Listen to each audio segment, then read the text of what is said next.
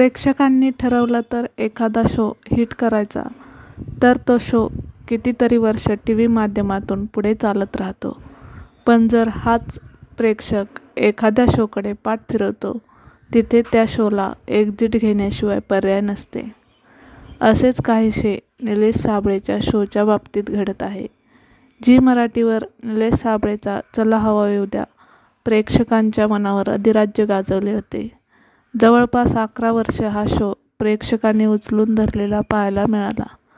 पण कालांतराने तेच विनोद पाहून प्रेक्षकांना कंटाळा आला. तेव्हा झी वाहिनीनेच प्रेक्षकांच्या निर्णयाचे स्वागत करून चला हवा येऊ द्याची एक्झिट केली. त्यामुळे निलेश साबळे आणि टीम कुठेतरी गडबडलेली पाहायला मिळाली.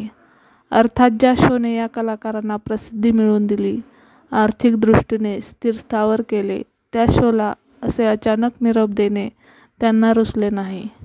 झी वाहिनीने विश्वासात घेऊन चला हवा येऊ द्या पुन्हा सुरू करू असेही आश्वासन दिले. पण एवढे दिवस स्वस्थ बसून राहण्यापेक्षा नवीन काहीतरी करावे या विचाराने निलेश साबळे कलर्स मराठीची ऑफर स्वीकारली.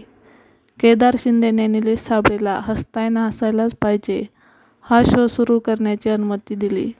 तेव्हा भाऊ कदम, स्नेहल शिदम, ओंकार भोजने सारखे कलाकार त्याला साथ द्यायला आले. 27 एप्रिल रोजी हा शो कलर्स मराठीवर सुरू झाला. चित्रपट नाटकाचे प्रमोशन या शोच्या माध्यमातून होऊ लागले. पण जे चला हवा येऊ द्यामध्ये होत होते तेच इथेही पाहायला मिळाल्याने प्रेक्षकांनी या शोकडे पाठ फिरवली.